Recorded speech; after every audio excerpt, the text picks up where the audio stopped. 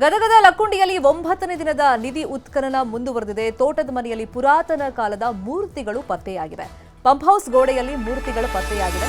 9ನೇ ದಿವಸ ಇವತ್ತು ಉತ್ಖನನ ಮಾಡ್ತಾ ಪ್ರಾಚೀನ ಕಾಲದ ಒಂದಿಷ್ಟು ವಸ್ತುಗಳು ಪತ್ತೆಯಾಗಿದೆ. ಇವತ್ತು ಕೂಡ ಪುರಾತನ ಕಾಲದ ಮೂರ್ತಿಗಳು ಪತ್ತೆಯಾಗಿದೆ. ತೋಟದ ಮನೆಯಲ್ಲಿ ಕೀರ್ತಿಮುಖ, ದ್ವಾರಪಾಲಕರು, 2 ಹೆಡೆಯ ನಾಗರಕಲ್ಲು ಸೇರಿದಂತೆ ಹಲವು ಪ್ರಾಚ್ಯ ಅವಶೇಷಗಳು ಪತ್ತೆಯಾಗಿದೆ.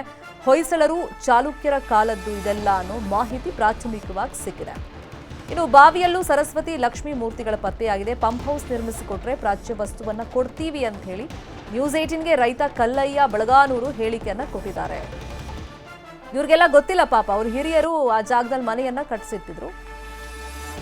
ಅವರು ನೆಲೆಸಿರುವಂತ ಮನೆ ಕೆಳಗೆ ಅಥವಾ ತೋಟದ ಮನೆ ಕೆಳಗೆ ಈ ರೀತಿ ಮೂರ್ತಿ ಎಲ್ಲ ಇದೆ, ಪ್ರಾಚೀನ ಕಾಲದ ವಸ್ತುಗಳಿದೆ ಅಂತ ಅವ್ರಿಗೆ ಗೊತ್ತಿಲ್ಲ. ಅದನ್ನೇ ಅವ್ರು ಇವಾಗ ಹೇಳ್ತಿರೋದು. ನಮ್ಗೆ ಗೊತ್ತಿಲ್ಲದೆ ನಮ್ಮ ಹಿರಿಯರು ಮನೆಯನ್ನ ಕಟ್ಟಿಸಿದ್ದಾರೆ, ಪ್ರಾಚ್ಯ ವಸ್ತುಗಳು ಅನ್ನೋ ಮಾಹಿತಿನೂ ನಮ್ಗಿಲ್ಲ, ನಮಗೆ ಮನೆ ಕಟ್ಟಿಸ್ಕೊಟ್ರೆ ಪ್ರಾಚ್ಯ ವಸ್ತುಗಳನ್ನ ನಾವು ಕೊಡ್ತೀವಿ ಅಂತ ಹೇಳಿ ಸ್ಥಳೀಯರು ಹೇಳ್ತಾ ಇದ್ದಾರೆ.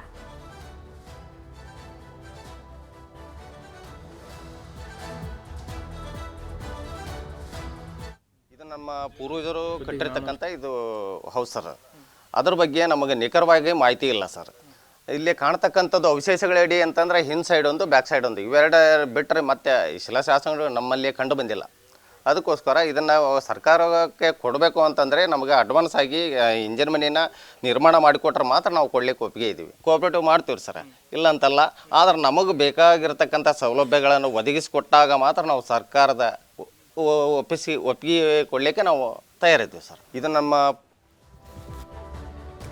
ಇನ್ನು ಲಕ್ಕುಂಡಿಯಲ್ಲಿ 7 ಹೆಡೆಯ ಸರ್ಪದ ಮೂರ್ತಿ ಪತ್ತೆಯಾಗಿದೆ. ಕಲ್ಯಾಣ ಚಾಲುಕ್ಯರ ಕಾಲದ ಸರ್ಪದ ಕಲ್ಲು ಪತ್ತೆಯಾಗಿರೋದು ಕುತೂಹಲ ಮೂಡಿಸಿದೆ. ಸಹಜವಾಗಿ ಈ ನಾಗರಕಲ್ಲಿನ ಮೂರ್ತಿ ಷಣ್ಮುಖ ಅನ್ನೋರ ಜಮೀನಲ್ಲಿ ಈ ಮೂರ್ತಿ ಪತ್ತೆಯಾಗಿದೆ. ಐತಿಹಾಸಿಕ ಬಾವಿಯೊಳಗೆ ಅಲಂಕಾರಿಕ ಶಿಲೆಗಳು ಪತ್ತೆಯಾಗಿದೆ. ಚಾಲುಕ್ಯರ ಕಾಲದ ಅಲಂಕಾರಿಕ ಶಿಲೆಗಳು ಪತ್ತೆಯಾಗಿದೆ. ನಾವು ಈ ತೋಟ ಮಾಡಾಗೈತೆ 35ರಿಂದ 40 ವರ್ಷ ಆಯ್ತು. ನಮಗೆ ಮೊದಲ ಇಲ್ಲಿ ಏನೇನು ಗೊತ್ತಿದ್ದಿಲ್ಲ. ಅದು ಏನಾರ ಒಂದು ಪೂಜೆ ಮಿಸ್ ಆತಂದ್ರೆ ನಮ್ಮ ಹೊಲದಾಗ ಹಾವುಗಳು ಕಾಣ್ತಾವೆ, ಈಗೂ ಕಾಣ್ತಾವೆ. ಆದ್ರೆ ಅಷ್ಟು 7 ಹಿಡಿದು ಕೂದಲಿದ್ದ ಹಾವು, ದೊಡ್ಡ ಹಾವು ಕಂಡಿಲ್ಲ. ಭಾಳ ಅಂದ್ರೆ 4ರಿಂದ 5 ಫೂಟ್ನಂತ ನಾಗರ ಹಾವುಗಳು ಕಂಡವು. ಅವು ನಮ್ಗೆ ಯಾವ ತೊಂದರೆನೂ ಕೊಟ್ಟಿಲ್ಲ. ಪ್ರತಿ ಅಮಾಸ್ಕೊಮ್ಮೆ ಪೂಜೆ ಮಾಡ್ಕೊತ ಹೊಂಟೀವಿ. ನಮ್ಗೆ ಹಾವಿಂದ ಯಾವ ತೊಂದರೆನೂ ಇಲ್ಲ. ನಾವು ನೋಡಾಕೈತಿ ಭಾಳ ಅಂದ್ರೆ 50-60 ವರ್ಷ ಆಗಿರ್ಬೇಕು. ನಮ್ಮ ಹಿರಿಯರು ಏನು ಹೇಳ್ತಿದ್ರು ಅಂದ್ರೆ ಈಗ ಕಡಿಮೆ ಅಂದ್ರೆ 300-400 ವರ್ಷದ ಹಿಂದೆಲ್ಲ ಬಾವಿ ಇದು ಅಂತ ಹೇಳ್ತಿದ್ರು. ನಿಧಿ ಐತಿ, ಇದು 7 ಕೊಪ್ಪರಿಗೆ ಹೊನ್ನ ಐತಿ ಅಂತ ಹೇಳ್ತಾರೆ. ನಮಗೆ ಇದೇ ವಿಚಾರವಾಗಿ ಇನ್ನಷ್ಟು ಡೀಟೇಲ್ ಆಗಿ ಇನ್ಫಾರ್ಮೇಶನ್ ಕೊಡ್ತಾ ಹೋಗೋದಕ್ಕೆ ಫೋನ್ ಸಂಪರ್ಕದಲ್ಲಿ ಕನೆಕ್ಟ್ ಆಗಿದ್ದಾರೆ ನಮ್ಮ ರಿಪೋರ್ಟರ್ ಸಂತೋಷ್. ಲಕ್ಕುಂಡಿ ಭಾಗದಲ್ಲಿ 101 ಬಾವಿ ಇದೆ, 101 ಗುಡಿ ಇದೆ ಅನ್ನೋ ಪ್ರತೀತಿ ಇದೆ, ನಂಬಿಕೆಲೆ ಜನನೂ ಇದ್ದಾರೆ. ಸೊ ಇವತ್ತು 9ನೇ ದಿನದ ಉತ್ಖನನ, ಇವತ್ತೇನೆಲ್ಲ ಸಿಕ್ಕಿದೆ? ಹೌದು ಶರ್ಮಿತಾ, ಇವತ್ತು 9ನೇ ದಿನದ ಉತ್ಖನನ ಕಾರ್ಯ ಇವತ್ತು ಕೋಟೆ ವೀರಭದ್ರೇಶ್ವರ ದೇವಸ್ಥಾನದ ಮುಂಭಾಗದಲ್ಲಿ ಕೂಡ ನಡೀತಾ ಇದೆ. ಇವತ್ತು ಇರೋ 1 ಅಡಿ ಮಾತ್ರ ಈಗ ಮತ್ತೆ ಆಗದೆ ಇರ್ತಾರೆ. ಆದ್ರೆ ಈ ಸದ್ಯದ ಮಟ್ಟಿಗೆ ಯಾವುದೇ ರೀತಿ ಕುರುಹುಗಳು ಕೂಡ ಈಗ ಇನ್ನೂವರೆಗೂ ಪತ್ತೆ ಆಗಿಲ್ಲ. ಆದ್ರೆ ಈಗ 2-3 ದಿನಗಳಿಂದ ನಿರಂತರವಾಗಿ ಕೆಲವೊಂದಿಷ್ಟು ಪ್ರಾಚ್ಯ ಅವಶೇಷಗಳು ಕೂಡ ಪತ್ತೆ ಆಗ್ತಾ ಇದ್ವು.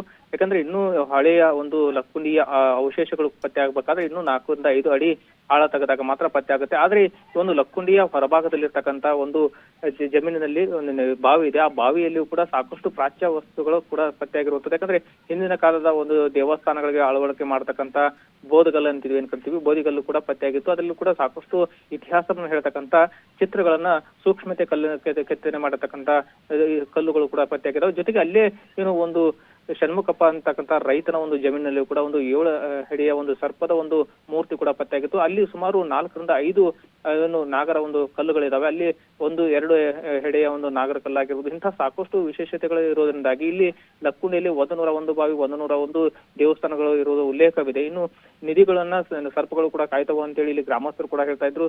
ಹೀಗಾಗಿ ಇಲ್ಲಿ ಸಾಕಷ್ಟು ನಾಗರ ಒಂದು ಕಲ್ಲುಗಳೇ ಪತ್ತೆ ಆಗ್ತಾ ಇರೋದ್ರಿಂದ, ನಾಗರ ಕಲ್ಲುಗಳಾಗಿರ್ಬೋದು, ಮೂರ್ತಿಗಳೇನು ಪತ್ತೆ ಆಗ್ತಾ ಇದಾವೆ. ಹೀಗಾಗಿ ಒಂದ್ ಕಡೆ ಎಲ್ಲೋ ಇಲ್ಲಿ ಸಾಕಷ್ಟು ನಿಧಿ ಸಂಪತ್ತು ಇರ್ಬೋದು. ಯಾಕಂದ್ರೆ ಇಲ್ಲಿ ಅತ್ತಿಮಬ್ಬೆ ಕಾಲದಿಂದ ಹಿಡಿದು ಸುಮಾರು ಕಲ್ಯಾಣ ಚಾಲುಕ್ಯರಾಗಿರ್ಬೋದು, ರಾಷ್ಟ್ರಕೂಟರಾಗಿರ್ಬೋದು ಮತ್ತು ವಿಜಯನಗರ ಸಾಮ್ರಾಜ್ಯ, ಅಂದ್ರೆ ವಿಜಯನಗರ ಸಾಮ್ರಾಜ್ಯ ಅಂದ್ಕೊಳ್ಳೋ ಕೂಡ ಇಲ್ಲಿ ಮುತ್ತು, ರತ್ನ, ಚಿನ್ನಾಭರಣಗಳ ಒಂದು ವಜ್ರ ವೈಡೂರ್ಯಗಳಿಂದ ತುಂಬಿರ್ತಕ್ಕಂಥ ಒಂದು ಸಿರಿಸಂಪತ್ತು ಇರ್ತಕ್ಕಂಥ ನಾಡು. ಹೀಗಾಗಿ ಇಲ್ಲಿ ಸಾಕಷ್ಟು ಸಂಪತ್ತು ಕೂಡ ಇರ್ತಕ್ಕಂಥದ್ದು. ಅಷ್ಟೇ ಇಲ್ಲಿ ಟಂಕಸಾಲಿ ಇತ್ತು ಅನ್ನೋದು ಕೂಡ ಇದೆ.